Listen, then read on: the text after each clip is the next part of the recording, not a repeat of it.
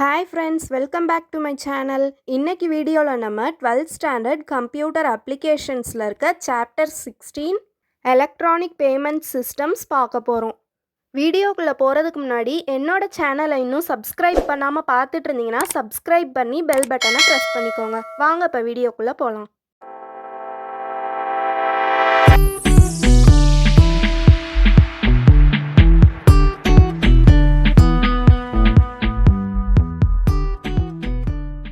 First இந்த சாப்டரோட learning objectives பார்த்துடலாம். இந்த சாப்டர் நம்ம படிக்கிறது மூலமாக எலக்ட்ரானிக் பேமெண்ட் சிஸ்டம்ஸ்னால் என்னன்னு தெரிஞ்சுக்குவோம். அதுக்கப்புறம் பேமெண்ட் மெத்தட்ஸோட டைப்ஸ்லாம் என்னென்ன இருக்குன்னு பார்ப்போம். Then card based payment systems, electronic account transfer, electronic cash payment systems, mobile payment and internet payment சிஸ்டம்ஸ்னால் என்னன்னு கற்றுக்குவோம். நம்ம லாஸ்ட் சாப்டரில் காமர்ஸ் பற்றி பார்த்தோம். இன்டர்நெட் மூலமாக பொருட்களை வாங்குறது விற்கிறது தான் காமர்ஸ். நம்ம வெளியில் அலைஞ்சு தெரியாமல் இருக்க இடத்துல இருந்தே பொருட்களை வாங்குறதுக்கு தான் மோஸ்ட்லி காமர்ஸை ப்ரிஃபர் பண்ணுவோம். அப்படி இருக்கும்போது அதுக்கான பேமெண்ட்டை நம்ம நேரில் போயா கொடுப்போம்? இல்லை ஆன்லைனில் தானே பண்ணுவோம். அதுக்கு தான் எலக்ட்ரானிக் பேமெண்ட் சிஸ்டம்ஸ் யூஸ்ஃபுல்லாக இருக்குது. ஒவ்வொரு நாளும் மக்கள் பொருட்களை வாங்குறதோ விற்கிறதோ இதெல்லாம் பண்ணிட்டு தான் இருக்காங்க. இந்த மாதிரி பொருட்களை பரிமாறிக்கிறதுக்கு பணம் தான் முக்கியமாக இருக்குது. அந்த காலத்துலலாம் பண்டமாற்று முறை அப்படின்னு ஒன்று இருந்துச்சு. அதில் பொருட்களை கொடுத்து பொருட்களை வாங்கிக்குவாங்க. பட் இப்போ அப்படி கிடையாது. நமக்கு எந்த ஒரு பொருள் வேணும்னாலும் அதுக்கான பணத்தை நம்ம கொடுத்தாதான் அந்த பொருள் நமக்கு கிடைக்கும். ஸோ பணம் இல்லாமல் எதையுமே நம்மளால் வாங்க முடியாது. காமர்ஸ் அண்ட் எக்கனாமிக் டெவலப்மெண்ட், அதாவது வணிகம் மற்றும் பொருளாதார வளர்ச்சிக்கு உதவுற விதமாக சில பேமெண்ட் சிஸ்டம்ஸ் உருவாகிட்டு வருது. சிம்பிள் பேமெண்ட் சிஸ்டம்ஸ்லேருந்து காம்ப்ளெக்ஸ் பேமெண்ட் சிஸ்டம்ஸ் வரைக்கும் இருக்குது. சிம்பிள் பேமெண்ட் சிஸ்டம்ஸில் நம்ம ஈஸியாக அமௌண்ட்டை பே பண்ணிடலாம். காம்ப்ளெக்ஸ் சிஸ்டம்ஸை பொறுத்த வரைக்கும் நம்ம அமௌண்ட் பே பண்ணும்போது நிறையா ப்ராசஸ் இருக்கும். அதோடு நம்ம கவனமாகவும் இருக்கணும் அதை யூஸ் பண்ணும்போது. சிம்பிள் பேமெண்ட்க்கு எக்ஸாம்பிளாக கேஷ் கொடுத்துருக்காங்க, அதாவது நம்ம நார்மலாக யூஸ் பண்ணுற பணம். காம்ப்ளெக்ஸ் சிஸ்டம்ஸோட எக்ஸாம்பிள் கிரிப்டோ கரன்சி, அதாவது டிஜிட்டல் கரன்சி. பட் என்னதான் டிஜிட்டல் கரன்சிலாம் வந்துட்டாலுமே இன்னுமே மக்கள் பொருட்களை வாங்குறதுக்கு மோஸ்ட்லி கேஷை தான் யூஸ் பண்ணிகிட்ருக்காங்க. டிரான்சாக்ஷனோட மதிப்பு அதிகரிக்கும் போது அந்த டிரான்சாக்ஷனுக்கு தேவையான பணத்தோட அளவும் அதிகமாகும். இந்த மாதிரியான பெரிய அளவிலான டிரான்சாக்ஷன்ஸ் நடக்கும்போது அந்த ஒவ்வொரு டிரான்சாக்ஷனுக்கும் கேஷை யூஸ் பண்ணுறதுன்றது ஒரு இம்பாசிபிளான விஷயம். ஏன்னா பெரிய அளவிலான பணத்தை பரிமாறிக்கும் போது அதுக்கான பாதுகாப்பு அதிகமாக இருக்கணும். அப்படியே அவ்வளோ பாதுகாப்பு கொடுத்து அந்த பணத்தை கொண்டு போனாலும் அது திருட்டு போகிறதுக்கு வாய்ப்பு இருக்குது. இந்தியாவிலேயே இந்த மாதிரி நிறையா ராபரிஸ்லாம் நடந்திருக்கு. ட்ரெயினில் நிறையா அமௌண்ட் கொண்டு போயிட்டு இருக்கும்போது அந்த அமௌண்ட் எல்லாம் எந்த கம்பார்ட்மெண்ட்டில் இருக்கோ அந்த கம்பார்ட்மெண்ட்டோட டாப்பில் ஓட்டை போட்டு அது வழியாக உள்ளே போய் பணத்தை திருடிட்டு போனதெல்லாம் நடந்திருக்கு. ஸோ அதிகமான பணத்தை பரிமாறிக்கும் போது இந்த மாதிரியான ப்ராப்ளம்ஸ்லாம் வரதுக்கு அதிகமாகவே வாய்ப்பு இருக்குது. இதெல்லாம் தடுக்கிறதுக்காக தான் பேங்க்ஸ் அதர் பேமெண்ட் மெத்தட்ஸை ப்ரொவைட் பண்ணுறாங்க.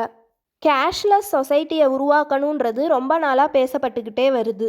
அதாவது நம்ம கையில் பணம் இருக்காது, எல்லாமே டிஜிட்டலாக மாறிடும்.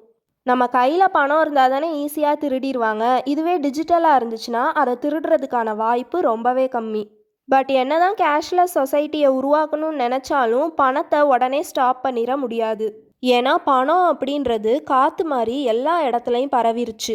பட் என்னதான் இதை உடனே மாற்ற முடியலனாலும் மக்கள் எல்லாருமே புதுமையான விஷயங்களுக்கு தங்களை அடாப்ட் பண்ணிக்கிட்டே தான் வராங்க. ஃபார் எக்ஸாம்பிள் 5 இயர்ஸ்க்கு முன்னாடி பார்த்தாலே ஜிபே அதெல்லாம் மக்கள் பெரிய அளவில் யூஸ் பண்ணலை.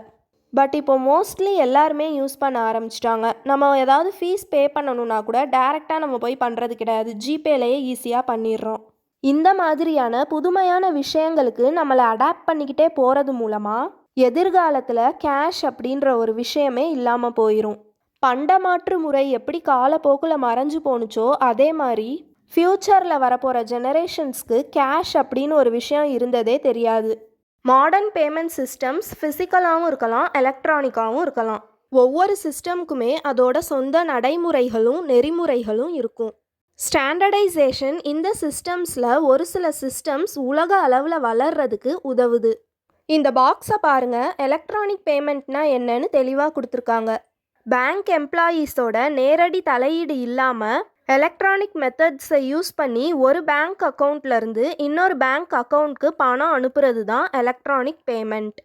இந்த பேமெண்ட்லாம் வரதுக்கு முன்னாடி என்ன பண்ணுவோம், நம்ம பேங்க்கு நேராக போய் அதுக்கான சலானை ஃபில் பண்ணி பேங்க் எம்ப்ளாயி கிட்ட கொடுப்போம்.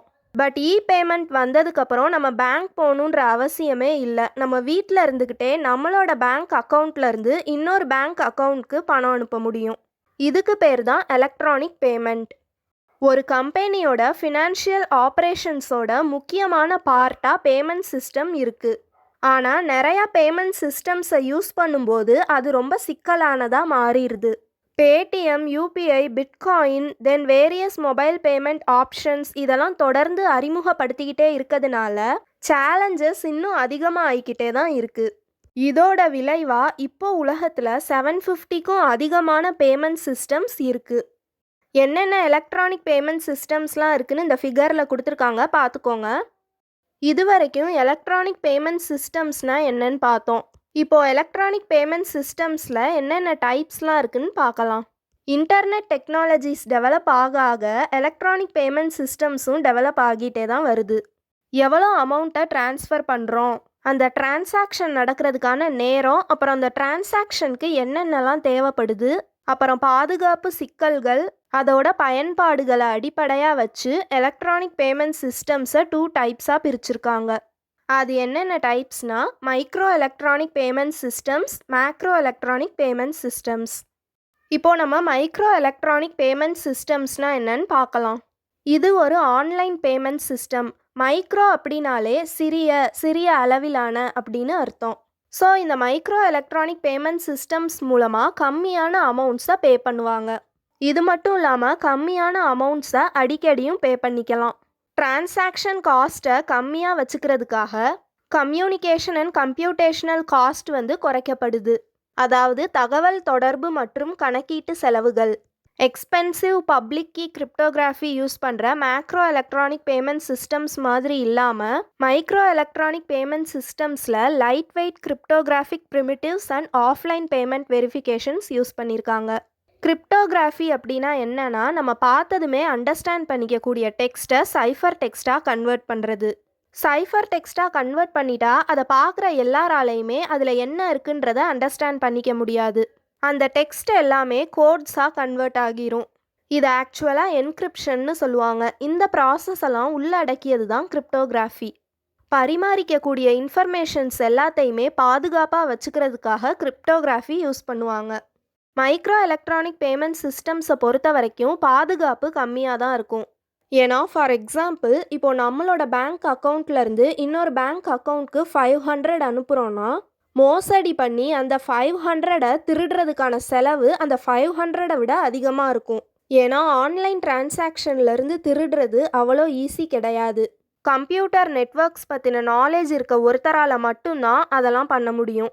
அந்த நாலேஜ் எல்லார்கிட்டையும் இருக்காதுல்ல. ஸோ அந்த நாலேஜ் இருக்க ஒரு பர்சனை ஹையர் பண்ணும்போது அவருக்கான அமௌண்ட்டையும் நம்ம கொடுக்க வேண்டி இருக்கும். இது மட்டும் இல்லாமல் நிறையா செலவுகளும் இருக்கும். இந்த அமௌண்ட்டெல்லாம் கேல்குலேட் பண்ணி பார்த்தா திருட போகிற 500 விட கண்டிப்பாக அதிகமாக தான் வரும். ஒரு கம்மியான அமௌண்ட்டை திருடுறதுக்காக இவ்வளோ பெரிய அமௌண்ட்டை செலவு பண்ண யாருமே ரெடியாக இருக்க மாட்டாங்க. பட் இதுவே பெரிய அமௌண்ட்டாக இருந்துச்சுன்னா அதுக்காக எந்த எக்ஸ்ட்ரீமுக்கு வேணால் போக ரெடியாக இருப்பாங்க. ஸோ மைக்ரோ எலக்ட்ரானிக் பேமெண்ட் சிஸ்டம்ஸை பொறுத்த வரைக்கும் அதுக்கு ஆல்ரெடி இருக்க பாதுகாப்பே போதுமானது தான். சிம்பிளான ப்ராடக்ட்ஸ்க்கு பே பண்ணுற மாதிரி தான் மைக்ரோ எலக்ட்ரானிக் பேமெண்ட் சிஸ்டம்ஸை டிசைன் பண்ணியிருப்பாங்க.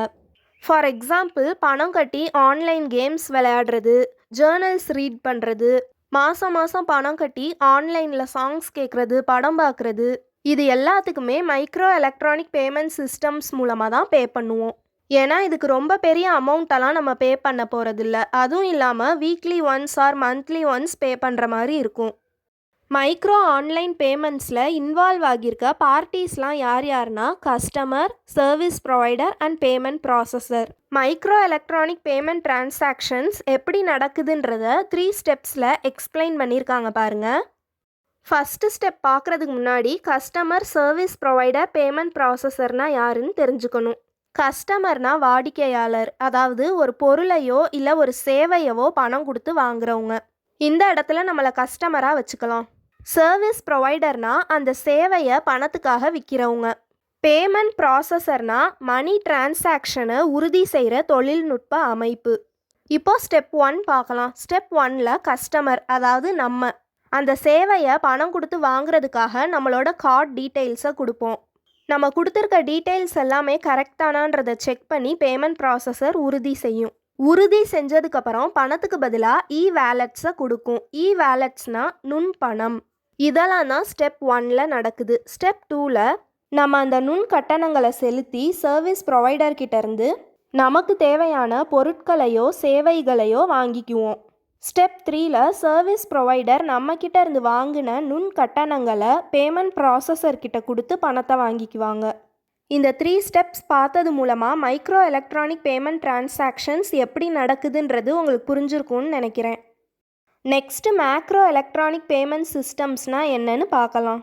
மைக்ரோ எலக்ட்ரானிக் பேமெண்ட் சிஸ்டம்ஸ்க்கு அப்படியே ஆப்போசிட்டானது தான் மேக்ரோ எலக்ட்ரானிக் பேமெண்ட் சிஸ்டம்ஸ். இதில் அதிகமான பணத்தை பரிமாறிக்கிறதுனால இதோட பாதுகாப்பும் ரொம்ப கடுமையாக தான் இருக்கும். இந்த மேக்ரோ எலக்ட்ரானிக் பேமெண்ட் சிஸ்டம்ஸில் எக்ஸ்பென்சிவ் கிரிப்டோகிராஃபிக் ஆப்ரேஷன்ஸ் யூஸ் பண்ணியிருக்கிறதுனால இதில் ஒவ்வொரு பரிவர்த்தனைக்கும், அதாவது டிரான்சாக்ஷனுக்கும் பேங்க்ஸ் குறைந்தபட்ச பரிவர்த்தனை கட்டணங்களை விதிச்சிருக்காங்க. மேக்ரோ எலக்ட்ரானிக் பேமெண்ட் சிஸ்டம்ஸில் இருக்க இந்த மாதிரியான விஷயங்கள் கம்மியான அமௌண்ட்ஸ் பே பண்ணுறதுக்கு இந்த சிஸ்டமை யூஸ் பண்ணுறதை குறைக்குது. பாப்புலரான மேக்ரோ ஆன்லைன் பேமெண்ட் சிஸ்டம்ஸ்லாம் என்னென்ன இருக்குன்னு கொடுத்துருக்காங்க பாருங்கள். Card based payment systems, electronic account transfer, electronic cash payment systems, mobile payment systems and internet payment systems. Next வீடியோவில் ஒவ்வொரு டைப் பற்றியும் டீட்டெயில்டாக பார்க்கலாம். இந்த வீடியோவில் எலக்ட்ரானிக் பேமெண்ட் சிஸ்டம்ஸ்னால் என்ன, micro and macro electronic payment சிஸ்டம்ஸ்னால் என்னன்றதை பற்றி பார்த்தோம்.